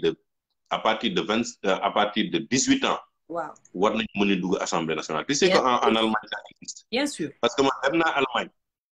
je me considérais jeune à ce moment-là. ñu ne ma da ngay rencontrer le vice-ministre allemand. qui était député parce que boo nekkee vice-ministre tu es député. mais man maa ngi am presque samay 40 ans yu waaj a dugg. et je me considérais comme jeune. moom il est à 21 ans. il est déjà vice-ministre. fii de honorable li nga wax xaaral ma rey ko tuuti. est-ce que xam nga li ma la wax. da ngay gis mag commentaire nañ ko désinfecté kii bu ñu ko épinglé comme ça ma gis yëpp fii da ngay gis mag boo xam ne 60 ans mu ne xam nga ñun jeunes yi toi tu es jeune d'où. moom laa lay expliquer yow nga dem ba mel ni Cheikh Omar bay waaj a retraité karaw yuy weex di génn fépp nga war a mën a taxaw si biir nit ñi nga ne en tant que jeune on décide alors que yow tu as 50 ans ça n'a pas de sens. Mais donne la chance à ceux qui ont 18 ans d'entrer à l'Assemblée nationale, de se former, de connaître qu'est-ce que c'est que l'État, de nous encadrer, de nous équilibrer. Wow. Ba pare nga soog a mën a ñëw ne man bu may dem di gérer état nag léegi. waxoon naa dernière question mais li nga wax ci laa bëgg répondre balaa nit ñi di dem avant que minuit ñu arrêté direct bi honorable j'ai lu récemment que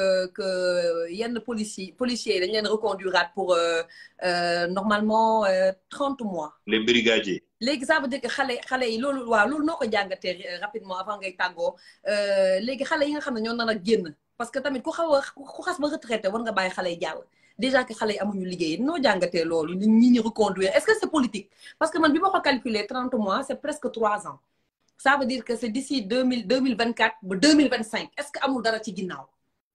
waaw moom laa lay wax xam nga man ba mu ko liree sama fait tiquer parce que aujourd'hui c'est ce que je dis faire trop de politique tue notre administration et tue aujourd'hui notre jeunesse. tey xoolal tey par exemple Macky Sall ñan ñoo ko wër ay mag rek ka ko wër. mënuñu ko jox fraîcheur bi nga xam ne tey xale yi mën nañu ko jox. tey je félicite mon ami Chérif moom moo créé Jokko ak Macky. depuis Macky ba muy def ay communication population c'est le seul canal que j'ai vu boo xam ne au moins le président touche directement les citoyens mais c'est un jeune qui lui a mis ça dans la tête. Très bien léegi pour ñu comprendre c'est vrai que man j'ai remarqué que le président a changé. de sa com dafa gën a ubbeeku gën a bi wax day kii manché yi maanaam à l'américaine di gën a ubbeeku moi je me suis dit que kii am na xale bu nekk ci gannaaw ku gérer sa com mais loolu bon je dis pas que c'est trop tard parce qu'il n'est jamais trop tard pour bien faire je viens de comprendre maintenant. Mais tu sais il y a des outils de communication et l'outil de communication c'est d'adapter avec la génération avec laquelle tu es. Aujourd'hui boo xoolee Macky Sall ñu koy entourer bu toogee ci table ça ne reflète pas la jeunesse qui est là. La jeunesse sénégalaise. Voilà, bon, j'ai beaucoup de respect pour Moustapha Niasse, c'est mon père, je l'admire beaucoup. Tu le mets ici, tu mets Aminata Mbengue, j'ai beaucoup de respect pour elle aussi. Tu mets un certain nombre de personnes autour de lui, les jeunes ne se voient plus.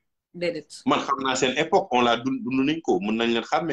mais les jeunes se disent, je veux voir un tel plus frais, plus jeune, plus ambitieux. Et puis, le monde a beaucoup changé. Sans qu'il y ait une digitalisation de l'administration. Mag ñi kan ñu ci bëri mënuñu utiliser un ordinateur. xamuñu sax seen téléphone ñu utiliser. Alors que la digitalisation de l'administration est au cœur de notre développement aujourd'hui. tey bu ñu demee ba tey lu ñu fay ci xaalis Wave Orange Free ñu war ko mën a def à travers des transactions aussi simples et rapides. Ça veut dire que yow war nga mën a soxla sa certificat yow war nga mën a soxla sa acte de naissance ñu war la ko mën a jël ci mairie bi yónnee la ko ci sa boîte email wala ñu yónnee la ko par WhatsApp nga xool ko c'est légal c'est signé par madame le maire ñun la jarul ngay déplacé wu imprimer ko sa kër wala yaa seet li ngay def c'est de la technologie on est à ce stade là aujourd'hui macha allah mais munoo dem di xaar mairie waa ji dugg si mairie bi yore koppu ndekkeem yore benn ndogu muru ne la na nga toog xaar il faut que mu ndekki ba pare 10h30 jot mais tu as beaucoup de choses d'autres à faire. Ouais. C'est ça en fait l'avancée mooy problème bi ñu am ak CBAO wax naa ko waa CBAO keroog mais comment tu peux comprendre yow man Cheikh Omar ma am compte CBAO ñu ne ma ne yow dans certaines zones mënoo fa génne lu dul 200 000 mais tu es en train d'handicaper des du yoon. alors que yow man bu may dugal sama boo ubbee par exemple ville nga mën a jëlee sa xaalis boo ubbee Almadies nga bëgg ça veut dire que il ne respecte pas les consommateurs ñun président des consommateurs. voilà. il est où le président des consommateurs boo waxee nag man daal honorable bii dañ ko waroon tënkaat sax ba xoolal ba suba ginnaaw suba ñu duggaat ci parce que ñëpp a ngi naan ma. dañuy may xam nga nag lii dañ ko war a defaat dañ ko war a defaat benn débat ndax li mu ci xam dafa bari le président des consommateurs il faut que ma jot ko ñun ku ñuy jooyal ñun dañu nekk weeru koor 10 jours dernier dañ ci jaam suñu borom ñu jéggalu ko mu baaluñu il faut ñu xool beneen mais ce que je veux dire c'est que nous il faut qu'on apprenne à connaître nos droits man ba mu amee dama dem ba ci direction bi ne leen li ngeen di def sénégalais c'est pas normal moi quand je mets mon argent dans votre compte si c'est 10 millions vous ne me dites pas que je ne peux pas mettre 10 millions dans ce compte-là vous l'acceptez. Donc de la même manière vous acceptez que je mette de l'argent dans votre compte sans le limite. De la même manière n'importe où au Sénégal je dois pouvoir disposer de mon argent sans limite. C'est un droit parce que j'ai ouvert sur un contrat que vous devez me rendre un service où j'ouvre un compte pour recevoir ce service-là partout. Mais vous ne pouvez pas me contraindre et contraindre les personnes à qui je fais un chèque d'aller dem ay fii nga mën a et même du point de vue gain de temps baaxul parce que yow yàqal sa temps ndax liñ fi war a mën a wax ci dëkk bi bëri la mais il faut ñu delloo si suñu xel vers l'essentiel bàyyi caaxaan bu bëri même dans les médias tu n'as pas des débats qui éveillent les jeunes gis nga débat bu baawee rek sa population day baax dañuy xëcc sa population muy réfléchir lu am solo am fulla am fayda ñu nekk tamit ay nit ñoo xam ne am nañu fulla am nañu fayda c'est ça honorable dans des débats de caniveau dans des débats de mœurs dans des débats de yoo xam ne amulul je pense que loolu c'est une certaine responsabilité parce que man des fois merci dama siy gis honorable wallahi dama si sax cliquer teg dama koy zapper parce que ba pare da ngay gis loo xamante ni ñu wax ko ci maanaam ni réew di doxalee doo gis kenn ku ci def benn analyse pertinente am na nag ay journalistes yu mag a mag ñu ngi leen di ñu ngi fii vraiment comme yow par exemple peut-être ñu bëri tey dañ leen soog a xam pourtant yàgg nga fi yàgg nga kaas yaa ngi dem ci télé yi yaa ngi kaasal askan wi xam nga jëloo benn pot de vin tu vois ça veut dire que loolu am na nit ñu mel noonu mais il faut quand même ñu mën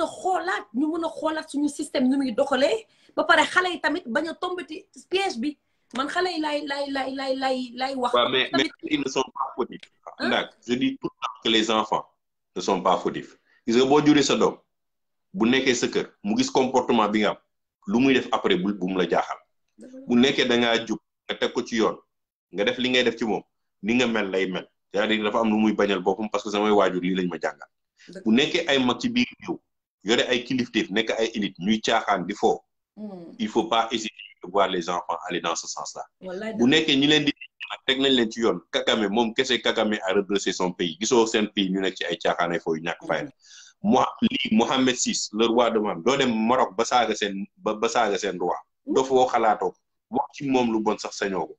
donc c'est des fondements de base yoo xam ne dañ ko war a yar suñuy xale yi. Mais ça, c'est les élites qui le font. Mais aujourd'hui, affaire santé bi secteur de la santé bi. ak suuf si ak matériel bi maa ngi ko doon tooñ gars yi keroog. alors imaginez qu'un seul benn Cadillac. Voiture Cadillac. Cadillac waaw. waaw mu jël 40 millions. nga rangale ci 8. ça fait combien. mu nekk sa mu garder. mu 8 oto yu lay gàdd yëpp Cadillac nga xam ne carburant beeg lépp yëpp. mu lay gàdd 40 millions ñaata lal nga ci mën a jënd pour. kan moo rangale loolu.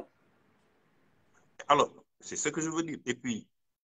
sa sécurité au Sénégal gëmuma ne tey au Sénégal am na kenn koo xam ne bañ na président de la République ba fekk ko di ko mais c'est impensable 8 Cadillac nga teg ci benn nga teg ci ay ñaata oto yu ciy topp ak affaire yooyu Macron se déplace avec 4 véhicules. C'est quand même la France n'est pas un petit alors que France am na coup d'état am na ñaata attentat la am. Tu vois donc il y a des choses yoo xam ne population africain la ñun africain ñoo bëgg voyez moi man dem naa Amérique gis nga ba boobu bi muy romb je veux dire mais d'une manière tellement discrète oto moo nekk nii mu am benn kii ci ginnaaw tak tak motard vif la def amul weew amul dara bi ñu romb naan c'est le président man dama gestu oto ba dem ma ne lii de bu doon Sénégal bloqué nañ tali bi kenn du dem kenn du dikki pendant 2 heures pourquoi parce que le président doit passer c'est vrai qu'on doit respect au président parce que suñu institution la waaye tamit ñun ay Sénégal lañ tali dafa xat li nga wax yëpp honorable je pense que xajul sax ci benn live vraiment te loo wax ñu ne la opposant nga ah malheureusement voilà je pense que honorable dem na xam naa réseau bi la voilà non mais yow man dama taay Sénégal ndax fexeel ma nekk candidat bon en tout cas vraiment merci à vous gis ngeen ko honorable député dafa nekk koo xamante ni kuy waxtaan ak moom doo taay daal bu ko dugul woon sax xam naa ne fii gën a toj léegi nag sama gars yi daw leen rek ngeen jàpp ci combat bi parce que ku raté moom di nga raté yu neex vraiment xam ngeen ko on va faire des vidéos on va faire des émissions sur National TV am na ñu naan ma wii naag nekkatoo télé man dama yàgg télé moi je suis un produit de la télé diggante mode télé du loolu laa nam en fait moi j'ai envie de faire des choses que moi j'aime voilà loolu moo tax nag des fois du ma ci feeñ xam ngeen ko parce que en toute modestie je veux dire à part sama mag yi boo limee Pape Cheikh lim Boubacar Diallo je veux dire boo mu ci tegul tamit soriwuma fa kon dama yàgg ci télévision xam nu muy doxee mais benn instant du feeñ di daal parce que bu dee feeñ kese macha allah bu dee bës kese yàlla bu ñu koy may bës tur bës xewul waaw bu ñu yàlla di may ñuy dox di gis Sénégal yaa ñëpp d'accord du tey kon en toute modestie fallait que des fois ñu koy rappeler xale yi parce que comme li ñuy wax rek tamit dafa am ay parenthèses parce que xam naa ni moom ñu bëri ngi xaar ma réagir te ay tel propos mais man j'ai pas ce temps ma def beneen parenthèse comme honorable dem na man duma tàppet duma ngaaka te dofuma mel naa nag na ma war a mel parce que jigéen laa damay revendiquer ni ma mel damay sañse di pastelu di teg greffage di teg xef di xosiwaate waaye heure wax fulaak fayda dama koy wax parce que nag Dakar gii laa juddoo bi fii biir ville xaajuma nekk ngaaka kon yenn su ma ko bàyyee mu jàll rek c'est parce que c'est pas important parce que xam ngeen des fois la force je vais vous dire c'est quoi ma force mooy tey c'est pas que je m'en fous de ce que les gens disent parce que quand tu dis tout le temps je m'en fous un jour viendra di nga ne si je savais waaye boo yàggee ci milieu amul luñ la mën a waxal ñu yàgg la waxal ngay avancer foo dugg di toog ak ay kilifa ñu respecte la amul kenn ku la ci kobosu ñàkk fayda bien vrai que am na ñoo xam ne loolu lañ lay bëgg dëkkal yow faale woo ngay avancer di dem di gérer lu bari nag ci dëkk bi di partak organiser kon kooku je pense que ay wax du la ébranler parce que man pour man tant que nit ki jàkkaarloo wala ak man ku bëgg rek da ngay ñëw jàkkaarloo man ñu daal di waxtaan man pour man nit wax bu la ñoree da ngay ñëw sama kër nga fëgg ma wala nga wër ma fii booy wëree nit ku ne sénégalais jox la seen numéro ñu jàkkaarloo mais ay waxu ay machin tout ça je vois des machin ay messages ñu ma kii mais loolu amul problème dama doon bàyyi nag ba direct bi bu fulaak fayda bi passé parce que man en général yor naa samay réseau te ku may seetaan xam ni c'est rare que may wax sama waxu bopp parce que du loolu moo ma intéressé man ma personne n'est pas importante xam nga lan moo am importance ni Sénégal di doxee waaw ku ma gis nag koo xamante ne da nga bëgg Sénégal te jàpp naa ni yow ñu ngi lay def loo xamante ne man méngoowul ak li ma gëm dama la siy jàppale man kenn moomu ma ku ma neex lay jàppale te wax du tax ma reculer saaga du tax ma reculer parce que yi ngeen def nii mën naa ko may xale Ndakaaru waaye du ma ko jaraluma ko man su may wax la ma bëgg ndax bu defee live Fall Médistan wala Ahmadou Tidiane wala Oumou Gissé et cetera wala Guèye duñu ne kii de dañ na ndax am na lu muy def xaa ñu dem déglu ko parce que c'est assez important am naa sama snap su ma neexee je fais mes délires j'ai mon TikTok je fais mes délires là-bas mais aujourd'hui sama plateforme Facebook dama bëgg tey képp ku am problème wala bu ñu gisee dëkk bi am na ñu koy doxalee bien vrai que man waxuma li ma wax moo nekk mais damay alerter après nag ñu débat te njëkk ak teraanga ku ci sa am une petite âme wala ngay saaga di wax ça c'est ton problème parce que du ma wax ak kenn koo xamante ni vraiment ci réseau yi nga nekk nga xamante ni nañ waxante dëgg guerre day sax mondial ay waxu tàppet yi nekk ci gannaaw réseau di waxu dof man loolu du ma ci tontu man gis nga man j'ai pas froid aux yeux aujourd'hui je le dis te tey gis ngeen live bi li mu amee importance la petite presse là c'est une certaine petite presse leneen le coup de gueule da ndax bind ay titres yu ñàkk fayda yoo xam ne man daf may sax énervé man damaa liggéey ci média journaliste mën na mag torop te dama leen di respecté waaye man dama nekk animatrice bu mag ku am personnalité ci li muy def mais moi dama opté que man su may wax neneen laay waxee ci avancement ci invité ay kilifa ñu ñuy jàppale Sénégal nu muy doxee damay wax ci bëgg réew parce que man xaw ma woon sax ni dama bëgg Sénégal man dama bëgg Sénégal ba man je ne comprends même pas fan la ma mbir mi duggee ku nekk di nga bëgg sa réew mais man ça veut dire que aujourd'hui sama loxo ci kaw damay kontaan da ngay dégg lu ne man damay ree dama naan mais yéen ana ngaaj parce que man kii du man kii ñu wax nii ana ngaaj ana ma mais man je rigole man dara mënuma déstabiliser dama ne dëjj ni guy parce que duma génn naan diw daf may xool diw lii la ma xalaatal je m'en fous ndax man sama yaay daf maa ñaanal sama papa ñaanal ma te sénégalais xam nañ nag may kan coolu yëpp day fekk ma sori wala duñ ma gis rek waaye man nit jàkkaarloog man ni nga ne yow man ngay jéem a waxal loolu xel xalaatu ko parce que nag je suis très gentille très souriante très émotive tout ce qu'on veut waaye sama fulaak sama fayda maa ko moom te kenn mësuma xool di ma yem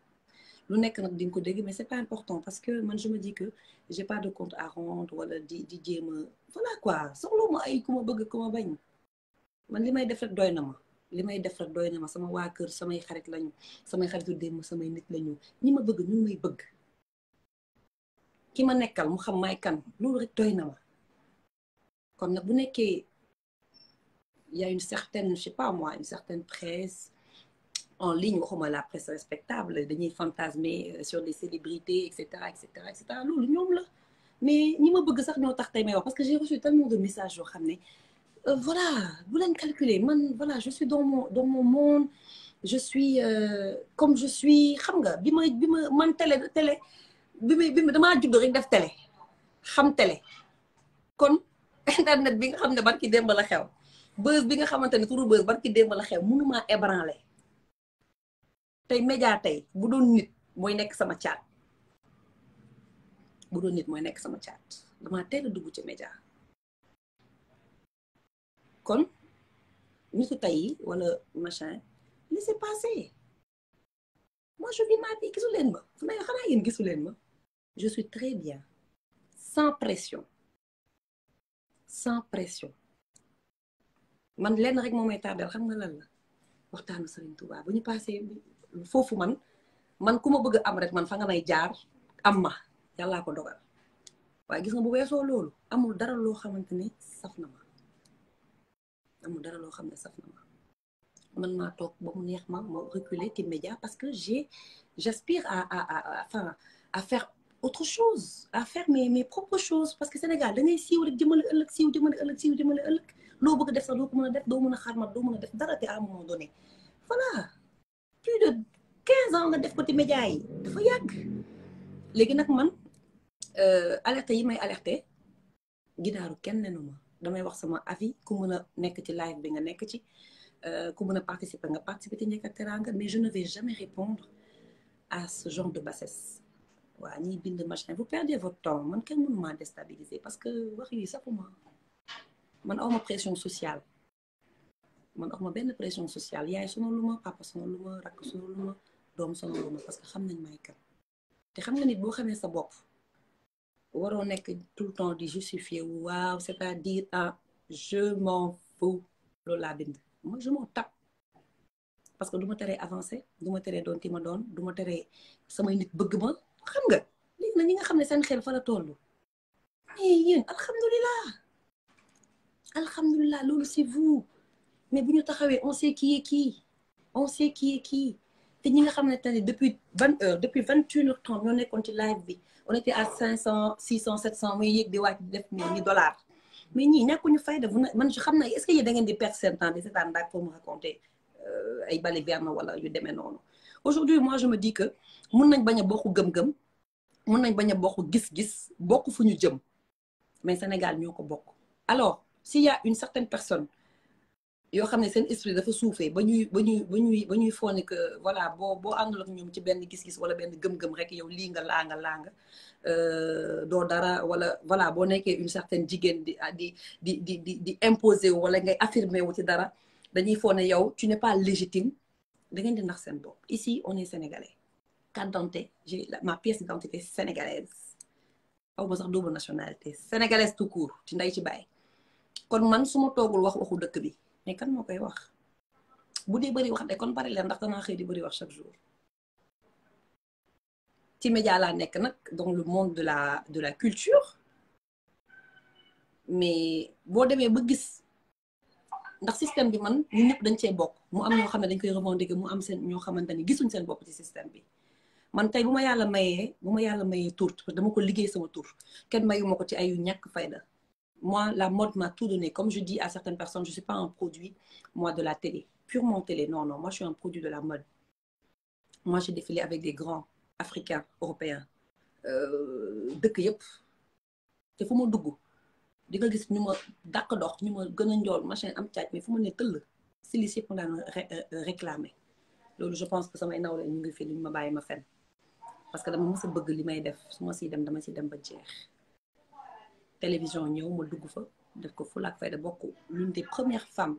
à faire de la télé parce que mannequin yi avant bu njëkk ba dañoo foo noonu waaye da nga def mannequin c'est fragile c'est machin man ma ñëw prouver que on peut être je dirais même pas belle parce que moi je m'en fous un peu de la beauté physique bien vrai que voilà je veux dire loolu dafa xaw a compliqué débat boobu parce que da ngay wax lii wax le contraire mooy di nga bëgg jekk machin mais du loolu en fait mooy animer sa âme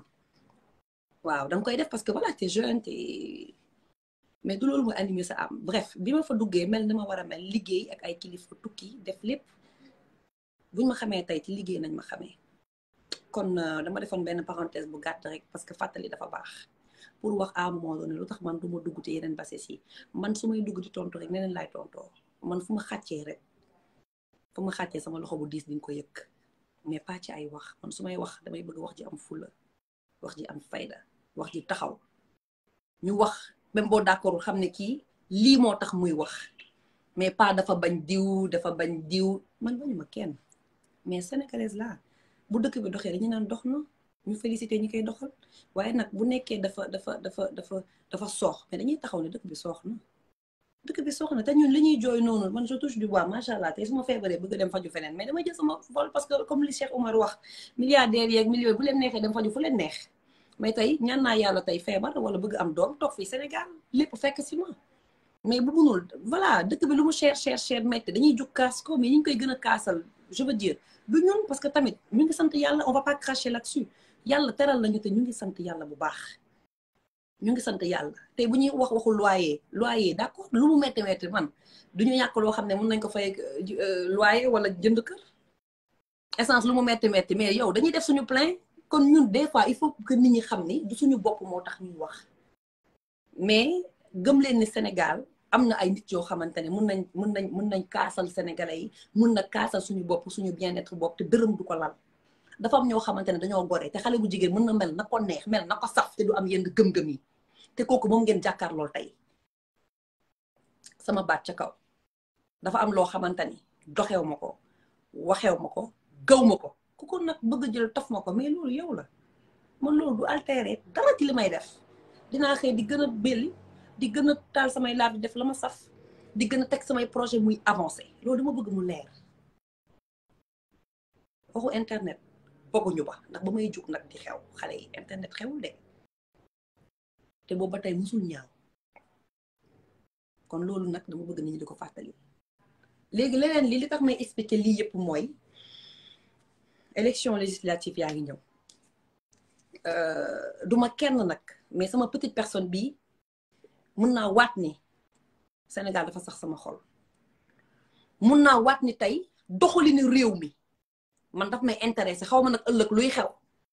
te comme je l'ai dit bokkuma ci benn parti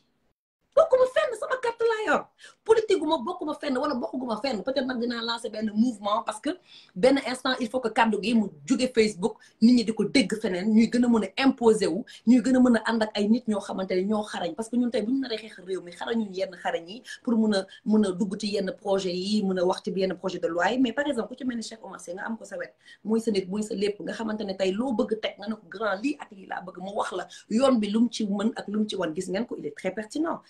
am naa ci ay 50 yu mel nii mais man li ma ñor xam nga lan la tey ñu xool nu ñuy def ba xeexu suuf bi xeexu coow li wàññeeku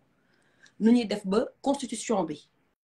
ñu koy respecté parce que loolu mooy tax ñu ñuy respecté ndax man suñu njiit ñi ñu bëri ils ne nous respectent pas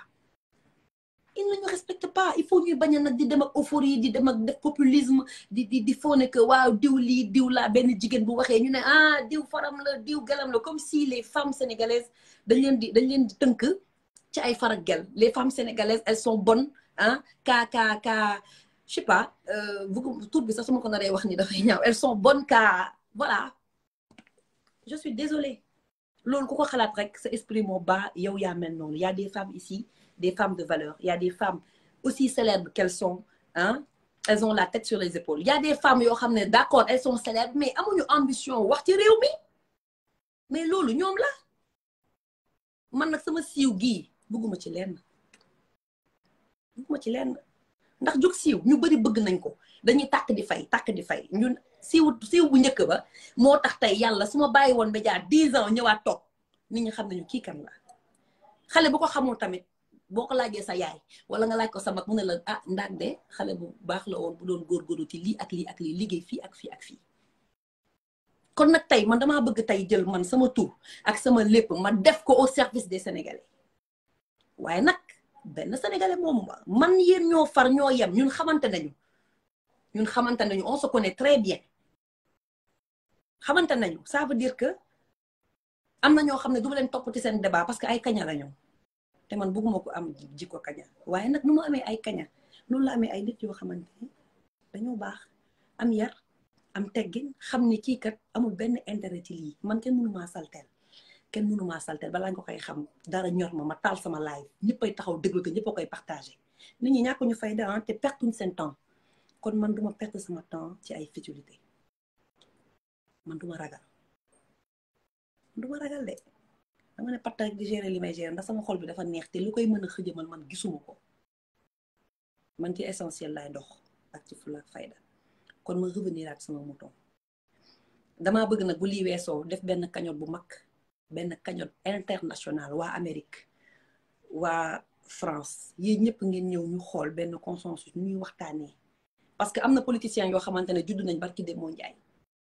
Cheikh Oumar Sir mii man ci lu mu dugg man dama ciy dugg takk ci rek parce que ku ko am wallahi azim di nga am Sénégal bu jëm kanam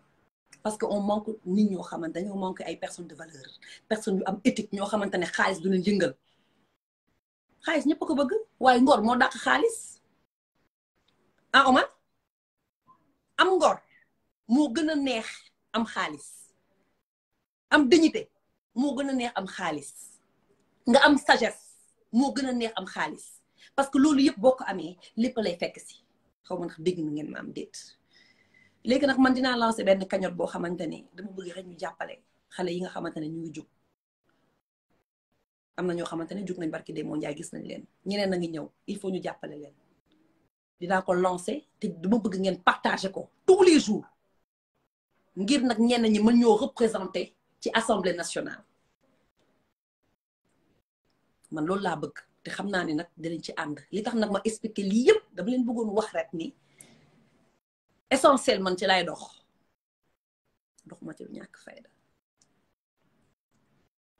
ma ci lu ñàkk fayda te nag tollu ma fu may amee bay daan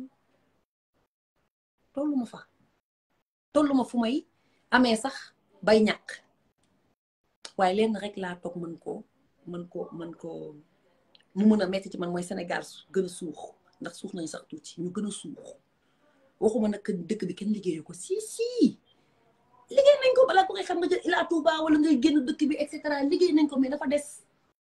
milliards yi dugg ci ni muy duggee ak ñi Sénégal ni muy enrichir yeneen type de sénégalais di bàyyi ñenn ñi man loolu ma metti waaye jooyu ma pour man loolu dama bëgg mu leer te jooyu ma parce que dama mer wala dama frustré parce que gàtt yàlla comme ni ma ko waxee sànq rek suturaal na ma ndax jox na ma liggéey ak position boo xamante ni tey fu ma fëgg dañ may ubbi loolu la nit ñi xamul fu ma fëgg dañ may ubbi fépp nag aw ma sens interdit fépp quel que soit alpha ndax sama der kenn mënu ko salteel léegi nag mën nañ ndak seen doom may wax ak yéen dama bëgg ñu booloo bàyyi wax ju bari ci te jëf te xam ngeen nu ñuy jëfee booloo xaw ma ndax dégg neen ma ñu booloo bàyyi wax ju bari ji te jëf waaye pour ñu jëf dañuy booloo intérêt personnel ñu jël ko teg ko fële dajale suñu xaalis ku bari xool ñi nga xam ne am nañ fulla ak fayda ñu pikiir leen ko tuuf leen xaalis bi ñu mën a dem ci ay projet yoo xamante ne seen projet nañuy xeex parce que tey instant bi c'est bien beau ñuy xeex bëgg nit et cetera mais ku amul programme buñ la voter il faut qu'on puisse se battre pour un programme qui sera à la hauteur de nos attentes pour wax bi fin voilà léegi nag wax ji guddoon na mais mënul ñàkk parce que booy woo sénégalais yi tamit c'est sûr que dinañ la xaar pour nga wax ci yenn nii waaye man am na yu ñàkk fayda yoo xamante ne boo jotagul sax même bu jotee tamit bés bu wax jotee dinañ wax ndax wax dafa jooy ñu ne ko looy jooy mu ne dañ maa wax te jotaguma waaye dama bëgg rek ñu xam ne ku ñu àndal man duma ànd ak kuy daanu te yaafu suma te ragaluma te wax yi ñuy wax bogo juba loolu bu doon rey kon dee naa bu yàgg bu ay wax doon rey wala ay jëf machin xoolal damay gën a pop parce que ku ma jege man xam ma ku ma jege rek xam ma ku ma ñam tàq danga may tàqandiku ndax su ma neexee mel ni suukar su ma neexee mel ni lem su ma neexee mel ni nokkos su ma neexee saf kaani su ma neexee saf poobar kookoy man duma guinéenne duma malienne duma beneen xeet sénégalaise la jikko yu ne ci yéen a nekk ci man su ma neexee mature su ma neexee immature fu ma neex pël juste pour vous dire rek que on se connaît on est des sénégalais waaye man bokkuma ci ñi nga xamante ni pip ñu patal dafa safuma xam nga lu ma ñor avancement au Sénégal kon nag yéen lu tax ma leen di expliquer waat loolu yëpp dama bëgg ngeen xam ni Gaynde Njaay dëgg ngeen taxawal Yaay Faye pire moo nekk seen kanam di wax ak yéen Sénégal nag man dama nar a bokk ci man ñi tax mu dox de près ou de loin waaw intellectuel balaa baax ngay wax loo xamante ne mooy jëriñ sa réew nekk ministre balaa baax nga nekk koo xamante ne tey intérêt personnel lalu ko même bu ko politique la lay c'est très bien parce que politique mënul ñàkk ci dëkk waaye intérêt Sénégal moo ko lal kon faire des discours c'est bien beau mais à un moment donné bu ñu fàtte l'essentiel et l'essentiel c'est le Sénégal voilà kon j'espère que on s'est compris mu ngi noonu oui Rachel en tout cas merci merci Astou yow yaa ngi soog a yegg si t'es en retard là voilà merci guddoon na mais xam ngeen rek wax ci biir wax la quoi ñu xam ne parce que nit ki booy ànd ak moom il faut tamit nga am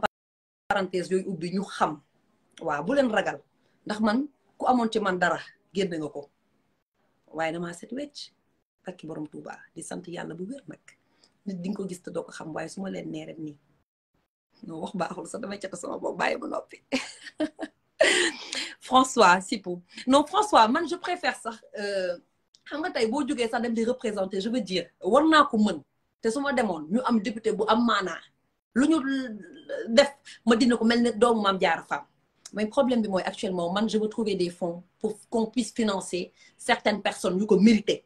et s'il vous plaît allez vous abonner sur la page de Cheikh Oumar ngeen partager ce live là c'est très important voilà kon nag ma leen di jaajëfal bu baax a baax di leen wax ni jàpp ngeen xale bu am jom xale bu bëgg réewam xale bu nar a taxaw te su ma yëngalee rek ngeen xam ne ndax yëngal na te du ma yëngal ci lu dul fulla ak fayda yéen loo leen dégg mu ñagas rek du man loo leen dégg mu waye bi du man waaye bu amee fulla man la bu amee fayda man la te lépp loo leen dégg yit ci ay wax ay kàcc la du man ñu doy na borom xel wasalaam et bonne soirée à vous yàlla ñu yàlla defal jàmm bu baax nag ci koor gi te jéggal ñu suñu ay bàkkaar jaajëf les haters da ngeen sëkk ak xale boo xamante ne dara safu ko man ku ma bañ sax saxol day dagg yàlla ma dara ci barke borom Tuubaa jërëjëf